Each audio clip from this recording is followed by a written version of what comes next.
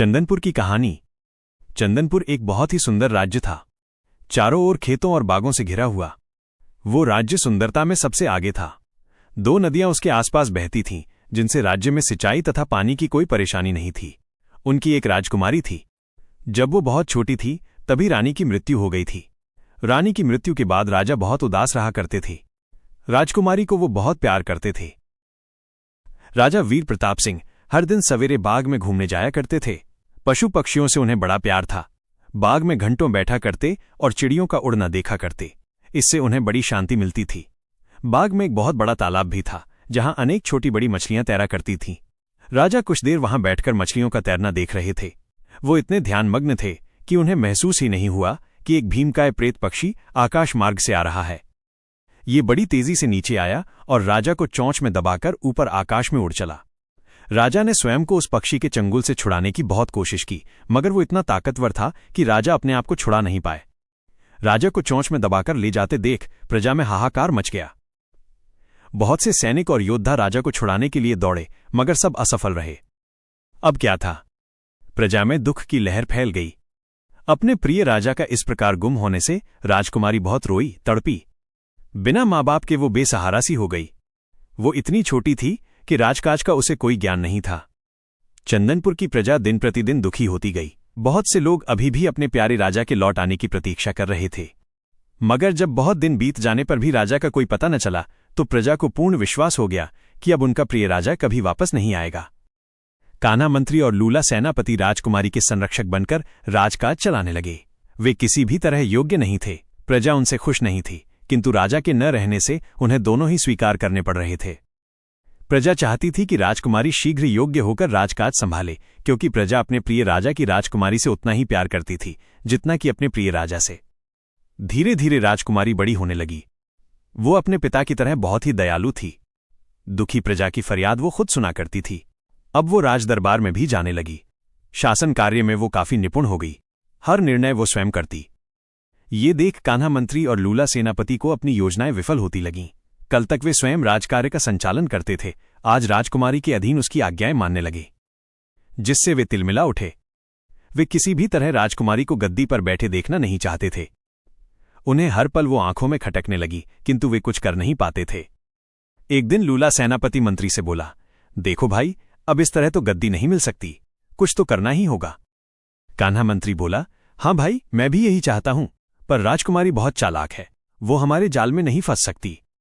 दूसरी महत्वपूर्ण बात यह है कि सारी प्रजा उसे बहुत प्यार करती है। हमें कोई नई चाल सोचनी चाहिए। लूला सेनापति बोला, चाल तो मेरे दिमाग में है, मगर डरता हूं। कान्हा मंत्री बोला, क्यों, डरने की क्या बात है? वे हर पल यही सोचने लगे कि किस जादुई तरीके से राजकुमारी को गायब किया जाए, किंतु हर बार वे असफल ही रहे। इसी बीच राजकुमारी ने अपने राज्य में योग्य मंत्रियों और कर्मचारियों को नियुक्त किया और जनता के भारी दबाव के कारण राजकुमारी ने लूले सेनापति एवं काणे मंत्री के स्थान पर एक योग्य सेनापति तथा चतुर मंत्री को नियुक्त किया। अब तो कान्हा मंत्री और लूला सेनापति आग बबूला हो उठे। वे राजकुमारी के दुश्मन बन गए। राजकुमारी अब पूरी तरह सयानी हो चुकी थी। राज का कार्य वो समझदारी से कर रही थी, लेकिन उसके मन में एक ही पीड़ा थी, पिता राजा वीर प्रताप सिंह की गुमशुदगी। एक शाम जब वो गुलमोहर के पेड़ के नीचे बैठी थी, कबूतर और कबूतरी ने उसके पिता की कैद की सच्चाई खोल दी। राजकुमारी को यकीन हो गया कि उसके पिता अभी जीवित हैं और प्रेत पक्षियों के राज्य में कैद हैं। उसने अपने मंत्री और बीरबल को सारी बात बताई। मंत्री ने वीर सैनिकों को भेजा, लेकिन वे सभी लौटकर नहीं आए। लगता था वे भी प्रेत पक्षियों की कैद में चले गए। राजकुमारी की आंखें अब आंसुओं से भरी रहती, लेकिन मन में उसने ठान लिया, मैं अपने पिता को वापस लाऊंगी। राजकुमारी और जादुई ताबीज। राजकुमारी की मां, जो असल में एक दिव्य परी थी, मरने से पहले अपनी बेटी को एक सुनहरा ताबीज देकर गई थी। मां ने कहा था, बेटी, ये ताबीज केवल उस समय काम करेगा जब तुम्हें सच्ची आवश्यकता होगी। ये तुम्हें अदृश्य कर देगा और पक्षियों की भाषा समझने की शक्ति देगा। अब राजकुमारी ने तय कर लिया, इस ताबीज की शक्ति से मैं ही हिमालय की ओर जाऊंगी। बीरबल ने मना किया, राजकुमारी, ये कार्य बहुत खतरनाक है, अकेले आप कैसे जाएंगी? राजकुमारी ने मुस्कुराकर कहा, बीरबल, ये मेरा कर्तव्य है, पर हां, मैं तुम्हें ये जादुई फूल देती हूं। इसे सूंघकर सैनिकों को जगाना और उनका मनोबल बढ़ाना। समय आने पर तुम्हें भी मेरी सहायता करनी होगी। प्रेत पक्षियों का भयानक राज्य। राजकुमारी ताबीज पहनकर अदृश्य हो गई और हिमालय की ओर उड़ चली। घने जंगल, ऊंचे ऊंचे देवदार और चीड़ के वृक्ष। इतना अंधेरा कि दिन में भी रात जैसा दृश्य था। यही प्रेत पक्षियों का निवास स्थान था। वे पक्षी भयानक रूप से बड़े थे और मनुष्यों की तरह 2 पैरों पर खड़े होकर चलते थे। राजकुमारी ने देखा, किले में उसके पिता कैद थे। सैनिक पक्षी दिन रात पहरा दे रहे थे। जादूगरनी से सामना।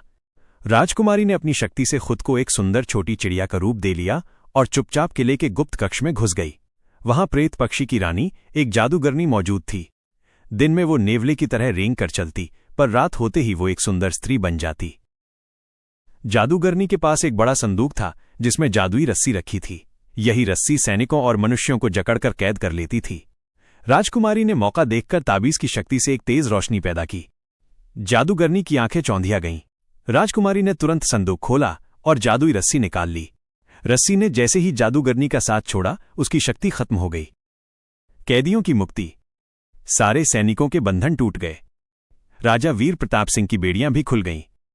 किले के बाहर प्रेत पक्षी राजा गरज रहा था, कौन है जिसने मेरी रानी की रस्सी छीन ली? उसी समय सैनिकों ने हमला बोल दिया।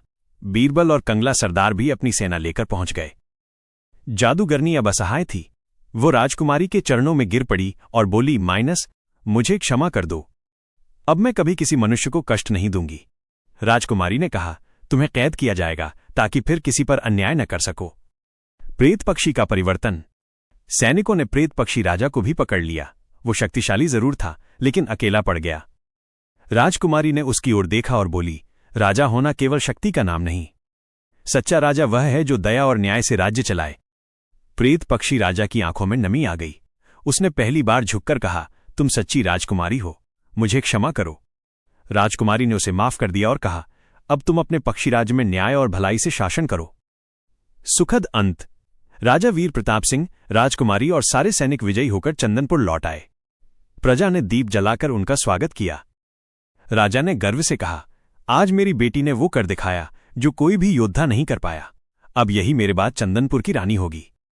सारा राज्य राजकुमारी की जय के नारों से गूंज उठा। चंदनपुर में फिर से शांति और खुशहाली लौट आई।